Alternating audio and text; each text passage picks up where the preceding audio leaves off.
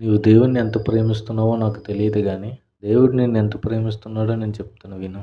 నీకు బహుదూరమైన నన్ను చేరదీసిన నా తండ్రివి, నిత్య సుఖ శాంతియే నాకు నీదు కౌగిలిలో శాశ్వతమైనది నీవు నాయన చూపిన కృప అనుక్షణం నన్ను కాను పాపవలే అనుక్షణం నన్ను కాను పాపవలే కాచిన కృప